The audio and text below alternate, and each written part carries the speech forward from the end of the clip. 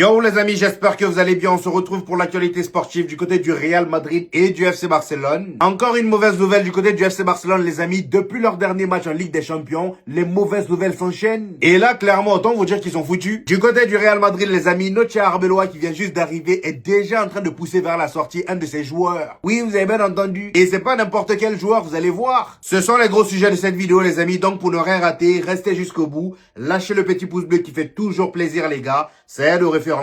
Sans plus tarder les amis, c'est parti. Comme d'habitude les amis, on commence par le meilleur club de l'histoire, le Real Madrid. Et on va directement revenir sur la conférence de presse de notre cher Arbeloa après la victoire face à Monaco 6-1. Une victoire qui a choqué énormément de monde, même nous les Madrilènes on s'y attendait pas. Et c'est une victoire les amis qui marque le retour du grand Real Madrid. Enfin, j'espère.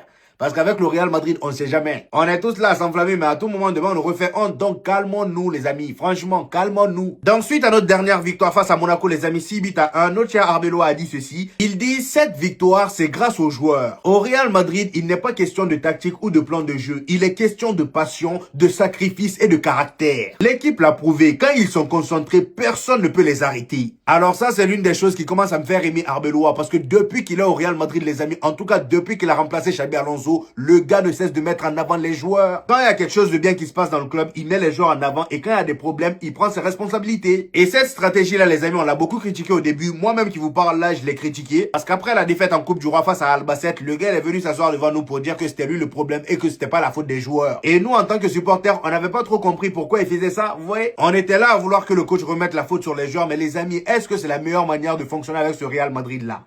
Est-ce que c'est la meilleure manière? Non. Moi, je pense que la stratégie qu'Arbeloa a là, c'est la meilleure stratégie pour durer avec ce Real Madrid là, surtout pour réussir. Parce que c'est la même stratégie que Carlo Ancelotti utilisait. Et comme l'a dit Arbeloa lui-même et également Gareth Bale, au Real Madrid, on n'a pas besoin de coach, on a besoin d'un manager, quelqu'un pour manager les égos. Quelqu'un qui pourra permettre aux grosses têtes de l'équipe de cohabiter ensemble, que personne ne se sente en dessous de l'autre. Et pour l'instant, Arbeloa, de ce que je vois, c'est un sans faute. Les joueurs se sentent bien. Regardez le dernier match face à Monaco. Même si oui, Monaco, c'est pas une grosse équipe de nos jours, mais franchement, les gars, tous les joueurs du Real Madrid, Kylian Mbappé, Vinicius, Jude Bellingham, Arda Güler, même les nouveaux qui de base sont pas terribles. Regardez comment tout le monde était épanoui.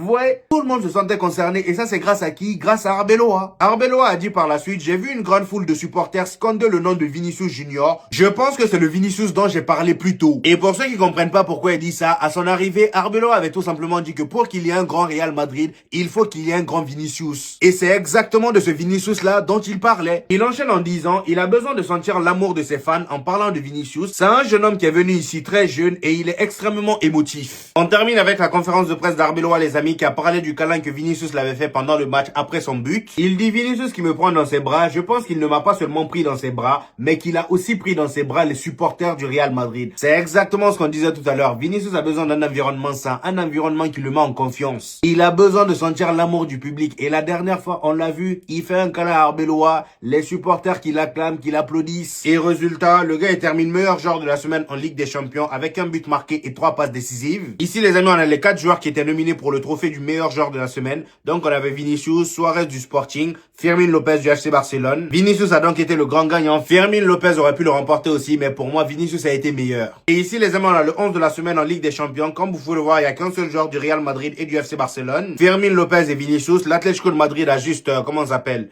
le fils du coach là, Simeone. Et personnellement, vu la prestation de Kylian Mbappé face à Monaco, je l'aurais mis en tant que neuf, mais ils ont mis Suarez du Sporting. Il n'y a pas de souci. Je sais pas ce qu'il a fait. Peut-être qu'il a fait plus de dingueries que Kylian Mbappé. Je sais pas. Les amis, on a du nouveau concernant la prolongation de Vinicius au Real Madrid. Lui-même, il a pris la parole la dernière fois après le match face à Monaco. Et voici ce qu'il dit. Il dit, je veux rester au Real Madrid pendant un long moment. Mon renouvellement, il me reste encore 1 an. Nous sommes très détendus. J'ai confiance en mon président. Il a confiance en moi. Nous avons une très bonne relation. Nous réglerons les choses au bon moment. Pas de précipitation. Donc voilà, comme ça, au moins ça c'est fait. Il nous rassure et c'est une très bonne nouvelle pour le Real Madrid. Toujours avec Vinicius les amis. Comme vous pouvez le voir, Vinicius est désormais le 7e meilleur passeur de l'histoire de la Ligue des Champions à seulement 25 ans.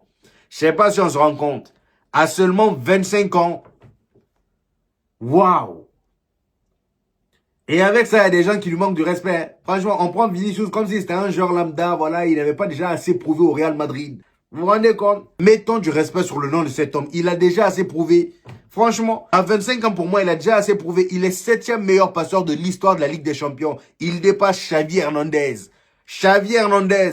Hein?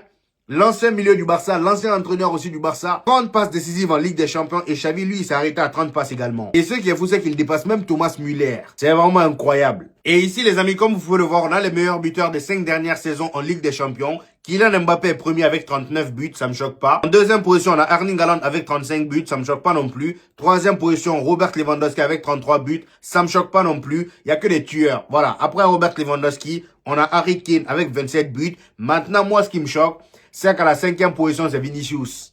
C'est pas un attaquant de pointe. C'est pas un neuf. Vinicius est 5e, c'est le seul ailier de la liste avec 26 buts. Et avec ça, on vient lui rendre fou. Hein?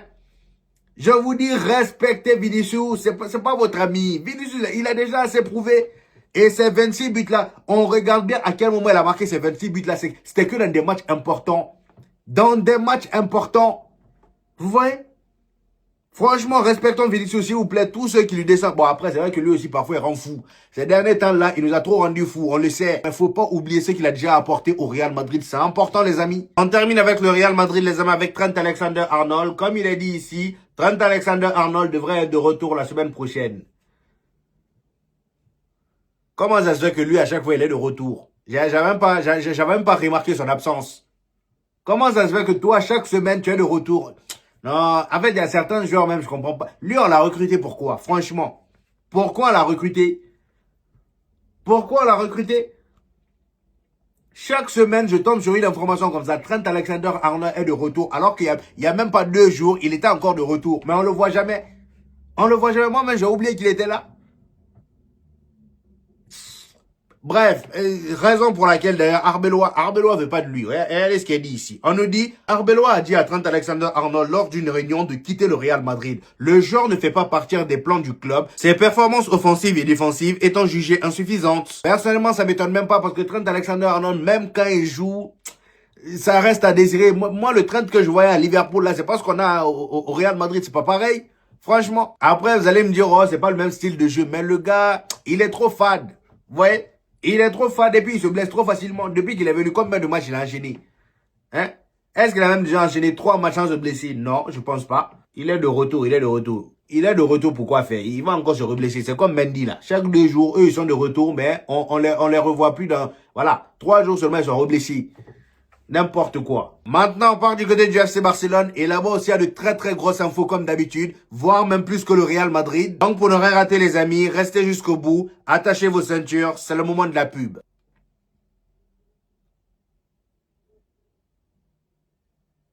On commence directement par notre cher Ter Stegen, les amis. Ter Stegen qui est parti à Girona en prêt. Enfin, il lâche la veste du FC Barcelone. Le gars, il voulait vraiment pas bouger. Voilà. Tantôt, il est blessé. Tantôt, il n'est pas blessé. Il voulait pas quitter le Barça. Là, il est parti à Girona sous forme de prêt. Moi-même, je pensais que voilà, le Barça allait le laisser partir définitivement, le vendre directement. Parce que de toute façon, c'est pas comme s'il avait 15 ans pour le prêter. Le gars, il va aller là-bas, il va jouer une saison, il va revenir. Mais est-ce qu'il sera titulaire? Non. Passons donc Juan Garcia bouillant là, je vois pas comment il va le détrôner. Après, moi, je pense que si le Barça n'a pas voulu le vendre tout de suite, c'est parce que Wushi Szczęsny, dès cet été, il va quitter le club. En tout cas, moi, c'est ce que je pense. Je vois plus l'intérêt qu'il soit au FC Barcelone. Il n'est plus titulaire. Même dans la rotation, on le voit de moins en moins. Donc là, clairement, le Barça a prêté Ter Stegen pour qu'au départ de Wushi Szczęsny, il puisse venir en tant que deuxième gardien. Et d'ailleurs, les amis, Ter Stegen, à son arrivée à Gérone, lors de sa présentation, il a parlé du FC Barcelone, la situation compliquée qu'il avait là-bas. Voici ce qu'il dit. Après ma blessure, je voulais revenir le plus vite possible. J'ai dit au coach Hansi Flick que j'étais disponible. Ils ont porté leur choix sur Juan Garcia qui fait un excellent travail. Nous avons une excellente relation, même si vous pensez le contraire. Je voulais de la continuité, je suis à 100%. Je vais me présenter comme si j'allais jouer lundi. Si l'entraîneur le sent, je me sens prêt. Donc voilà, clairement, au FC Barcelone, il dit qu'à son retour de blessure, il était disponible à 100%, mais le Barça a préféré titulariser Juan Garcia, ce qui est totalement compréhensif, vu son niveau à ce moment-là. Mon ami, t'inquiète pas qu'on n'a pas oublié ton arrêt en croix, on n'a pas oublié. Voilà, donc tu vas pas nous avoir avec ton discours là. Hansi Flick savait que c'était nul, c'est pour ça qu'il a mis Juan Garcia titulaire, donc tu vas pas nous avoir. Toujours avec le FC Barcelone, les amis, cette fois-ci, nous allons parler de la défense catastrophique qu'ils ont. Dites-vous, les amis, que le Barça a encaissé au moins un but lors des 10 dernières rencontres en Ligue des Champions.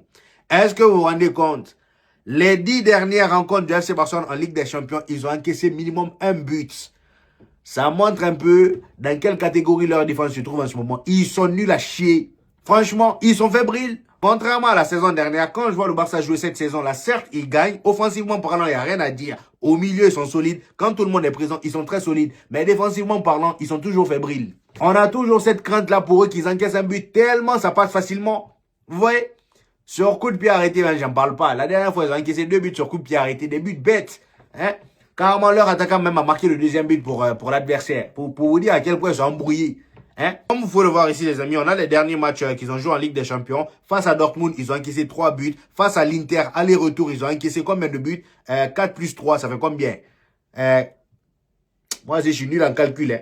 7. 7 buts encaissés. 7 buts encaissés, c'est énorme. Ensuite, face à Newcastle, 1 but encaissé. Paris Saint-Germain, 2 buts. Olympiakos, 1 but. Bruges, 3 buts. Chelsea, 3 buts. Francfort, 1 but. Et la Slavia Prague, 1 but. Bon, pour le Slavia Prague, là, ils n'ont pas compté le CSC de Robert Lewandowski. Et pourtant, offensivement parlant, comme je l'ai dit, tout va bien. Il n'y a qu'à voir les statistiques voilà, des joueurs offensifs. Lamine Yamal est actuellement à 21 GA. Tadjer Gol est à 6. Firmin Lopez est à 20 GA. 10 buts et 10 passes D. Marcus Rashford, 17 GA. Ferran Torres, 16. Rafinha, 16. Robert Lewandowski, 12. Pedri 10. Donc voilà, offensivement parlant, il n'y a vraiment aucun souci. C'est surtout défensivement qu'il y a un gros problème. Et moi, je pense que là, Hansi Flick, s'il veut perdurer dans le temps, surtout en Ligue des Champions, peut-être pour la saison prochaine, il va falloir qu'il recrute en défense Gérard Martin. C'est vrai que ouais, Gérard Martin en Liga, il peut dépanner, mais c'est pas un défenseur sur qui vous allez pouvoir compter sur la durée, vous voyez. Cependant, s'il y a bien un joueur sur qui vous pouvez compter au milieu, les amis, c'est bien évidemment Firmin Lopez. Le gars, en ce moment, il est inarrêtable. C'est tout simplement le meilleur 10 au monde. Oui, oui. Statistiquement parlant, à son poste, il y a personne qui fait mieux que lui. Comme je l'ai dit, il est à 20 GA. Le deuxième, c'est Bruno Fernandes de Manchester United. Il est à 15 GA. Et juste après lui, on a Phil Foden avec 14 GA. Comment il s'appelle? Nico Paz. Nico Paz, le joueur du Real Madrid qui évolue du côté de Como. 14 GA également. Et ensuite, on a Arda Güler avec 14 GA. Donc voilà, clairement, il n'y a aucune concurrence. Hein, il les bousille tous. Et d'ailleurs, selon le Mediasport, le FC Barcelone accélère pour Firmin Lopez. Deco a rencontré hier les agents de l'Espagnol afin de travailler sur le renouvellement de son contrat. Le Barça est conscient de son énorme potentiel et veut le protéger de l'intérêt des autres clubs. En tout cas, vous avez intérêt, vu comment vous êtes fait shipper franchement, le Barça aussi, vous m'avez déçu sur ce coup. Hein. Comment vous avez pu vous faire shipper Dro Fernandez comme ça par le Paris Saint-Germain? 6 millions. La clause du PT était à 6 millions. Ils sont fait shipper le gars comme ça, normal, alors que le gars il a tellement un énorme potentiel. Hein? De ce que j'ai appris, c'était carrément, après Lamine Yamal, c'est lui, en termes de potentiel, en termes de craquito, comme ils aiment bien l'appeler, crack. Le petit, il est parti au Paris Saint-Germain pour 6 millions seulement. C'est pas possible. Va falloir revoir le contrat de vos jeunes cracks, surtout les jeunes de la Masia là. S'il y en a un qui est bon, augmentez sa clause libératoire. Parce que là, le Paris Saint-Germain, le Dro Fernandez qu'ils ont pris là, le gars déjà en Ligue des Champions, de ce qu'on a vu, c'est pas si dégueulasse que ça. Et en plus de ça, ils prennent aucun risque en claquant 6 millions sur lui. S'il n'est pas bon, il part au banc, ou soit ils le revendent plus cher. Franchement, quand j'ai appris la nouvelle, j'avais la haine pour Hansi Flick, parce que même lui, il était en colère apparemment. J'ai vu une conférence de presse de lui là, où il était vraiment remonté, voilà. Il n'a pas du tout aimé ce qui s'est passé avec Dro. Et lors de cette conférence de presse là, il avait même profité pour faire passer un message aux jeunes de la Masia qui sont trop pressés pour péter à la Lamine Yamal. Il les a conseillé de rester patients et qu'au FC Barcelone, ils ont l'opportunité de jouer avec les meilleurs. Et qu'en gros, tout le monde aura sa chance à un moment ou à un autre. Regardez le cas Firmin Lopez. Le gars, il a patienté. Aujourd'hui, il est titulaire. Qui aurait cru que Firmin Lopez serait maintenant titulaire indiscutable devant Dani Olmo? Personne. Le gars, il s'est battu. Il a pris sa place. Mais Dro Fernandez, lui, malheureusement, n'a pas voulu patienter. Et pourtant, Hansi Flick lui a donné sa chance. Vous voyez? Il lui donnait sa chance, il lui faisait jouer parfois des matchs même de Ligue des Champions. Le gars, il a préféré partir. Voilà. Genre, lui, il est trop précieux, quoi. Bonne chance. Si au Paris Saint-Germain, tu penses que je vais être titulaire, faut aller. Toi, hein, tu vas voir. Peut-être qu'il sera dans la rotation là-bas. On ne sait pas, étant donné que voilà, il y a beaucoup de rotation avec lui, c'est Enrique. Mais même au poste de 10 là-bas aussi, c'est bouché. Il y a Mayolou. Tu vas pas venir sauter Mayolou, c'est l'enfant du club, tu vas pas le sauter comme ça. Bref, toujours avec le FC Barcelone les amis, comme vous pouvez le voir au classement en Ligue des Champions, ils sont actuellement 9e. Donc au prochain match, ils ont une chance de rentrer dans le top 8 s'ils gagnent face à Copenhague. Et malheureusement pour eux, dès le dernier match, ils ont commencé à enchaîner les mauvaises nouvelles. On a tous vu Pedri sortir sur blessure et il y a également, comment il s'appelle, Frenkie de Jong qui a accumulé les cartons. Donc face à Copenhague, déjà Frenkie de Jong c'est mort, il sera pas disponible à cause de sa suspension. Et d'ailleurs, en parlant de Frenkie de Jong, j'ai une statistique folle pour vous. Regardez ce qu'il dit. Frenkie de Jong a délivré face au Slavia Prague sa première passe décisive en Europe depuis le 20 octobre 2020. Donc la passe qu'on a vue, la passe décisive qu'il a fait à Firmin Lopez face à Slavia Prague lors du dernier match, c'était sa première passe décisive depuis 2020. Depuis 2020. Ah! Il était où entre-temps? C'est un milieu, hein. Parce que là, on parle beaucoup de Pedri, voilà, qui est bon, mais qui fait pas beaucoup de passes ici. Mais Francky de Jong, même, c'est pire. Depuis 2020, c'est sa première passe en Ligue des Champions. C'est trop. Au total, ça fait 5 saisons. 5 saisons où le gars n'a pas réussi à faire une passe décisive en Ligue des Champions. Et pourtant, il était titulaire avec le FC Barcelone pendant, voilà, la majorité de ces matchs-là. Il a été titulaire 66 matchs en tout. Il a été titulaire presque dans plus de la moitié. Mais même une passe décisive, il n'a pas été capable. Non, Francky de Jong, tu me déçois sur ce coup-là. Franchement, je m'y attendais pas. Il me déçoit. Bref, revenons sur les mauvaises nouvelles, les amis. Pedri, le verdict est tombé. C'est 1 mois d'absence. Voilà, malheureusement pour le Barça, hein, 1 mois d'absence. Moi, c'est une bonne nouvelle pour nous. Hein. Moi, je vais pas me plaindre pour vous quand même. 1 mois d'absence pour Pedri, les amis. Et il est blessé aux ischio-jambiers. Et pendant son absence, les amis, voici tous les matchs qu'il va rater. Il va rater le match face au Real Oviedo qui sera ce week-end. Ensuite, il va rater le match face à Copenhague en Ligue des Champions. Après ça, il va également rater le match face à Elche, face à Albacete, le grand Albacete de Pasteur Valero qui nous ont chicoté en Coupe du Roi. Voilà. Donc, il va rater ça aussi. Il va rater le match face à Mallorca, face à Gérone. Pire encore, le match aller des barrages de Ligue des Champions. S'il y a barrage, bien évidemment, le Barça est foutu. Qu'on le dise, hein. Parce qu'on voit très bien que sans Rafinha, comment il galère, sans Lamine Yamal, comment c'est un peu compliqué. Mais sans Pedri, c'est encore pire. Pedri et De Jong, les deux absents, c'est cuit. C'est cuit. Casado n'est pas si en forme que ça depuis un moment. Vous voyez?